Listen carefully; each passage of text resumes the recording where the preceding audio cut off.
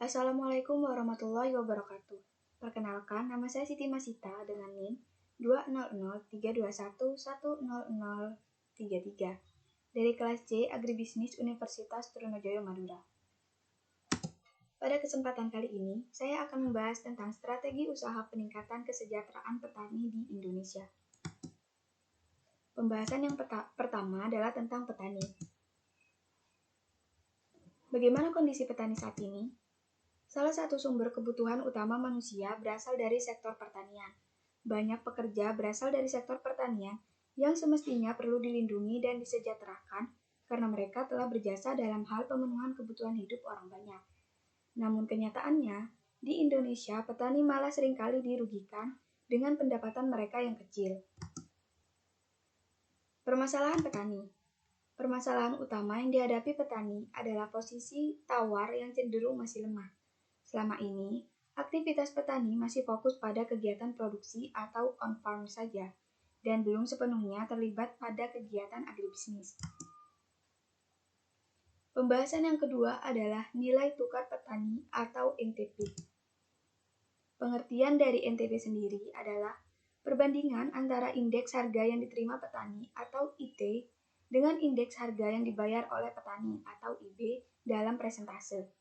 Nilai tukar petani juga merupakan suatu indikator yang digunakan untuk mengukur tingkat kesejahteraan atau kemampuan daya beli petani. Nah, NTP ini berkaitan dengan daya beli petani dalam hal membiayai kebutuhan rumah tangganya.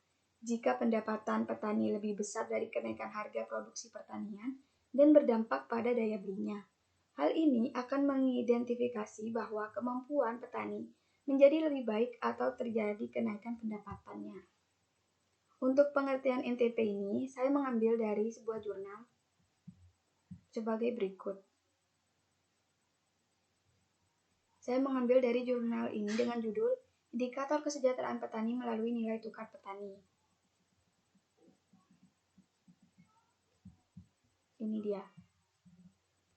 Kemudian, pembahasan yang ketiga adalah kesejahteraan petani.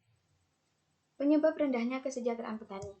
Ada beberapa faktor yang menyebabkan para petani masih belum merasakan kesejahteraan dan belum juga maju. Faktor yang pertama, harga gabah dibeli murah oleh para tengkulak. Yang kedua, kurangnya pasokan subsidi pupuk dan benih tanaman oleh pemerintah.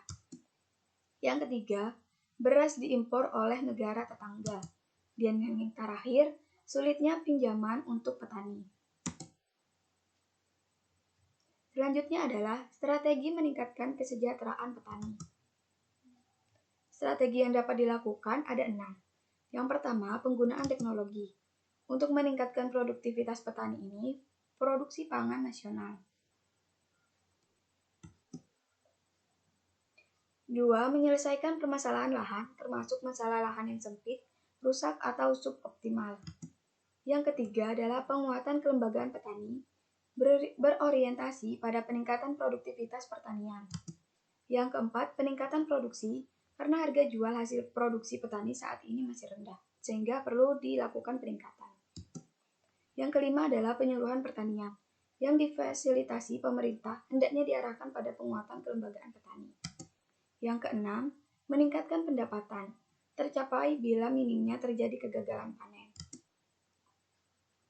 Berikut adalah video tentang kesejahteraan petani di Indonesia. Mari kita simak video berikut.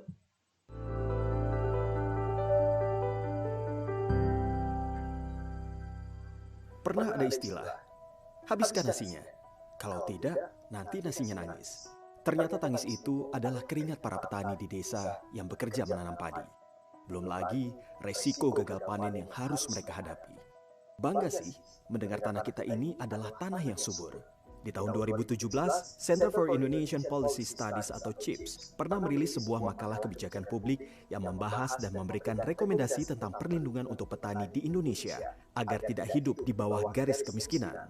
Data survei yang dilakukan oleh Badan Pusat Statistik atau BPS per 2018, ada lebih dari 33 juta orang di Indonesia bekerja di sektor pertanian. Di antaranya sekitar 8 juta perempuan dan sekitar 25,5 juta petani laki-laki. Sayangnya, Sebagian besar dari mereka hidup di bawah garis kemiskinan yang membuat hidup mereka tertekan. Para petani kecil berpenghasilan kurang dari Rp600.000 per bulan dari hasil tani. Sedangkan buruh tani yang tidak memiliki lahan hanya berpenghasilan Rp300.000 per bulan atau seharga skincare. Akankah para petani bisa glowing? Bila tidak ada padi menguning, tidak ada hasil tani. Apa yang bisa dimakan? Bung Karno berkata, soal pangan bagi kita adalah soal hidup dan matinya suatu bangsa. Sektor pertanian adalah salah satu hal yang paling utama untuk mengusahakan ketahanan pangan di negara kita. Makanya, kita harus memberi perhatian kepada petani kita. Saat ini, banyak sekali anak muda di perkotaan. Banyak juga dari generasi muda yang sudah memiliki usaha sendiri. Kalau jadi petani, mungkin perlu berpikir ulang 100 kali. Lalu, siapa yang mengurus sawah-sawah kita? Mbok yodo mikir, kata Bu Tejo. Menurut BPS, kepala keluarga yang bertani usianya 45 tahun hingga di atas 65 tahun. Bayangkan, kakek kita yang sudah mengalami penurunan kemampuan fisik pergi bertani.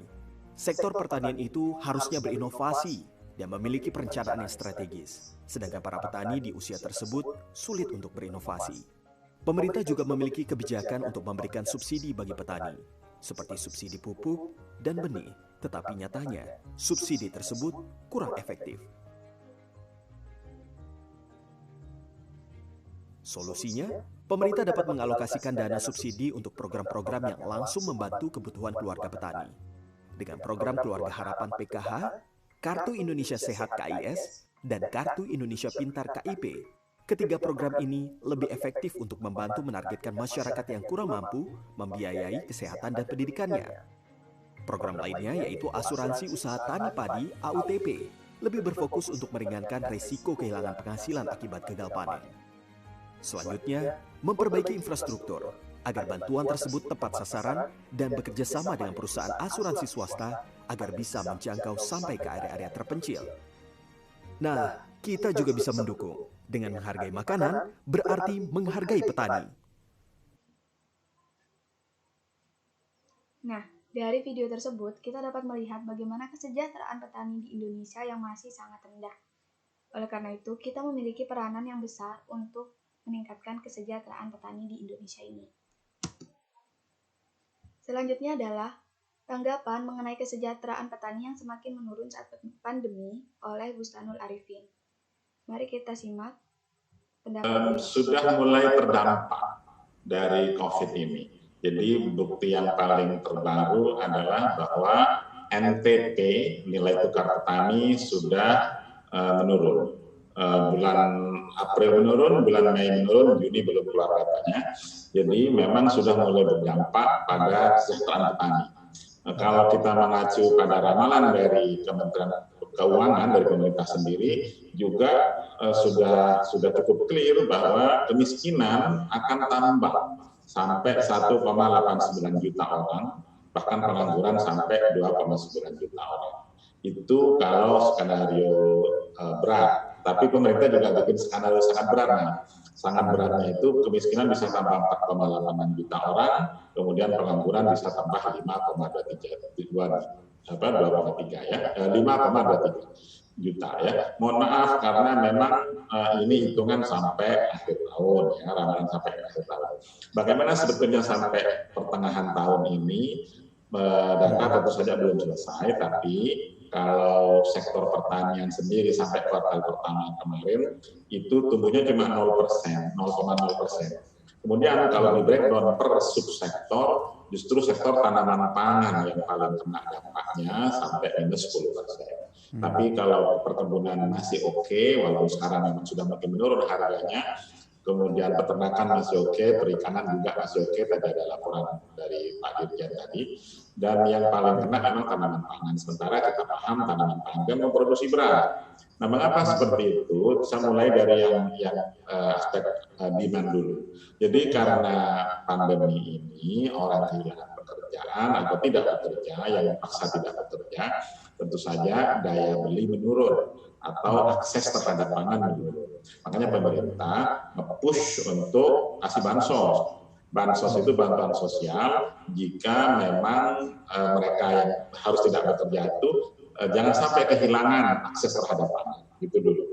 Dari situ makanya difokuskan ada PKH, program keluarga harapan, ada bansos, ada kartu sembako, bahkan mungkin yang sektor lain ada pelatihan, tadi dibahas juga mengenai kartu prakerja ya, ada nanti dana desa yang harus disalurkan pada petani. Nah setelah ini baru kita fokus ke supply-nya. Supply-nya adalah jangan sampai produksi menurun. Kalau produksi menurun itu yang kita khawatirkan lebih parah gitu.